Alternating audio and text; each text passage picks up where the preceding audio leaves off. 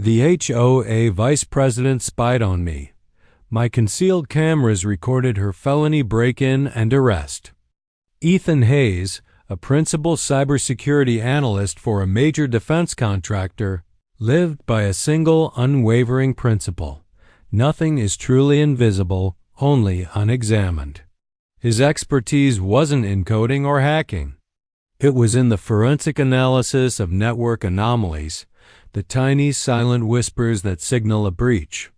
His home in the upscale but highly regulated community of the Preserve was his sanctuary, a fortress secured by military-grade networking standards, complete with a Faraday-cage server room. The problem, however, was not external threats. It was internal, and her name was Mrs. Higgins, the HOA Vice President. Mrs. Higgins was less an administrator and more an agent of pure, petty tyranny. Her initial obsession focused on Ethan's yard. The famous pink, politically incorrect lawn flamingo was dubbed a visual aberration, resulting in a $50 fine. Then came the $75 citation for the non-compliant canopy of his hydrangeas. But the true, deep offense was the chilling sense of constant, intrusive surveillance that permeated their interaction. When Ethan contested a fine, Mrs. Higgins would cite minute details: the exact time a contractor's truck blocked the curb, the number of cardboard boxes left out past 7 a.m., details no one should have known without actively observing his property. The tipping point, the moment the professional curiosity became a call to arms, occurred during a routine, nightly audit of his home network traffic. Ethan ran a highly segmented VLAN, virtual local area network system, treating his local infrastructure like a corporate data center. During a deep packet inspection of the DOT auxiliary segment, which housed smart lights and thermostats, he noticed a ghost. A persistent device, unidentified by MAC address or host name, was pinging an external, non-whitelisted IP address in Eastern Europe. The data throughput was negligible, a mere 5 kilobits per second, but the persistence was alarming. The bandwidth signature was unique, too small for a standard security camera, but perfectly suited for a compressed, low-resolution, high-efficiency video stream operating on a cellular fallback. Ethan felt a chilling, focused rage. He didn't panic. He initiated a silent, controlled investigation, treating the anomaly like a top-tier security incident. He isolated the device's RF signature using specialized tools, confirming it was operating on the 2.4 GHz band and emitting a faint, localized signal. It took 72 hours of meticulous RF mapping and tracing, moving centimeter by centimeter through his living room, before he found the source, a micro-pinhole camera, professionally installed and perfectly concealed within the grill of a standard smoke detector cover, aimed directly at his desk and computer. This wasn't a finable offense. This was a felony break-in, illegal surveillance, stalking, and invasion of privacy. Ethan realized Mrs. Higgins, or someone she had hired, had gained access to his home to plant the device, likely using a flimsy pretext, perhaps claiming an HVAC inspection or a fire alarm check. He knew that simply calling the local police department would be insufficient.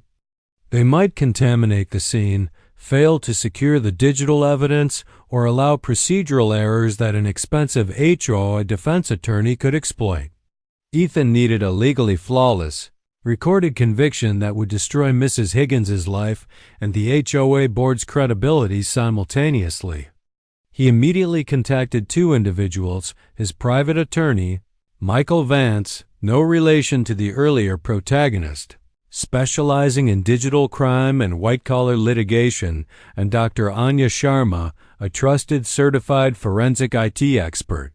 The legal strategy, crafted over a 4-hour secure video conference, was clinical. Do not disturb the original crime scene. Obtain a court order for future electronic monitoring, and most importantly, capture the perpetrator and flagrante delicto in the act of re-entry to eliminate, any claim of planting evidence or mistaken identity. The trap was set in 3 cold, calculated stages executed over the following week. Stage 1. The blindfold. Ethan's first move was to cut the snake's eyes. He carefully disconnected the pinhole camera's tiny power source without disturbing its physical placement within the smoke detector grill. He then replaced its internal wiring harness with a custom-built dummy device. This dummy PCB was engineered to continue transmitting a faint, ultra-low bandwidth signal, the exact same digital whisper that had alerted him, but the content was a looping, pre-recorded file of a blank, empty, static wall. This was crucial. Mrs. Higgins' surveillance feed would simply show a continuous, monotonous technical glitch or signal loss, leading her to believe the camera had merely malfunctioned or the battery had died. The compulsion to return and fix her primary surveillance tool would become overwhelming. Stage 2. The fortress within. While Mrs. Higgins and the board were busy dismissing Ethan's appeal on his flamingo fine, Ethan systematically reinforced his security. He installed 3 new, military-grade internal security cameras not visible, blinking consumer-grade units but hardwired, fiber-optic linked micro-lenses procured through a discreet defense contractor supplier.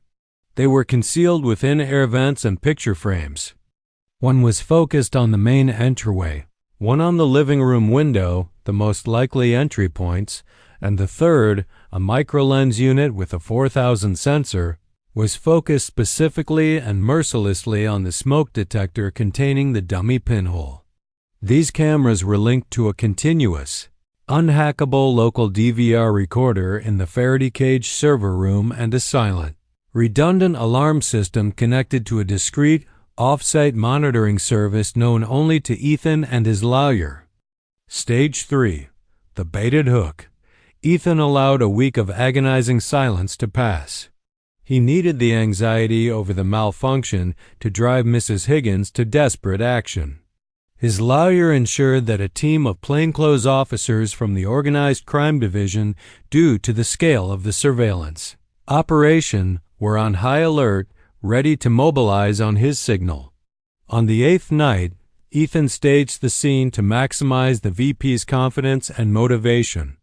He left a small, inexpensive toolbox near the living room window, suggesting recent home repair, thereby explaining why a circuit might be temporarily disabled. Crucially, a key piece of bait was intentionally left on his desk, a fake, printed email regarding a looming, unexpected federal audit of HOA nonprofit status information that would cause Mrs. Higgins intense stress and urgency to retrieve her spying device and potentially seek out other evidence. The silent, concealed camera's word, waiting. At 2:38 a.m., the trap snapped shut. The silent alarm triggered a near-instantaneous notification on Ethan's secure tablet, which he had been monitoring from the attached garage. He saw the live feed. The entryway camera showed Mrs. Higgins, clad in dark athletic gear and carrying a small, zipped case of tools, using a specialized tension wrench and lock-picking tool. She moved with a practiced, terrifying familiarity, confirming Ethan's suspicion of prior unrecorded breaches. Ethan watched as Mrs. Higgins crept through the living room and approached the smoke detector. The third concealed camera zoomed in with chilling clarity. Mrs. Higgins reached up, carefully pried the smoke detector cover open, and began to remove the dummy device. She was caught in flagrante delicto, caught red-handed in the act of felony B&E and evidence tampering. Instead of yelling, Ethan performed the most dramatic, psychologically devastating action possible. He activated the main circuit breaker. The room instantly flooded with the blinding overhead halogen light. Mrs. Higgins froze, momentarily blinded, her hand still holding the small camera. Ethan walked calmly into the room, his voice a low, terrifying monotone that resonated with the finality of a courtroom judge. "Good evening, Mrs. Higgins," Ethan said, pointing not to the pinhole in the VP's hand, but to the 3 almost invisible lenses now staring at her. "I believe you were looking for this. I also believe the local police, specifically the Major Crimes Unit, are looking for you. You are currently committing felony breaking and entering, illegal surveillance, and evidence tampering. You have exactly 30 seconds before they make entry and take you into custody." Mrs. Higgins dropped the camera, the sound of plastic hitting the hardwood floor echoing in the sudden silence. Her face was a mask of shock, denial, and instant panicked ruin. She stammered a desperate lie about checking for a faulty fire safety device, but Ethan simply played a snippet of the recording on his tablet, the clear, time-stamped footage of Mrs. Higgins picking the lock minutes earlier, followed by the footage of her reaching into the detector. The silent alarm had done its job flawlessly. 2 minutes later, the air outside fractured with the sound of approaching sirens. The front door burst open as 2 plainclothes officers, already briefed on the situation, entered with lights blazing. They found Mrs. Higgins standing next to the smoke detector, the discarded evidence on the floor, and Ethan standing calmly, offering the lead investigator his encrypted digital recorder containing the irrefutable evidence. The arrest was recorded from multiple angles, ensuring the prosecution had a case so strong it would bypass any defense. Mrs. Higgins was not only immediately ejected from the HOA board, but the entire event, the felony charges, the illegal surveillance exposed by a network analyst, was so toxic that the remaining board members were forced to resign en masse to avoid being implicated in the subsequent investigation into their governance. Ethan, the cyber analyst who was once fined over a flamingo, had used the invisible language of data and the cold precision of legal strategy to build a perfectly inescapable trap, achieving a level of punitive justice far beyond a simple civil lawsuit. His network was secure, his fortress was unbreached, and the preserve was finally free.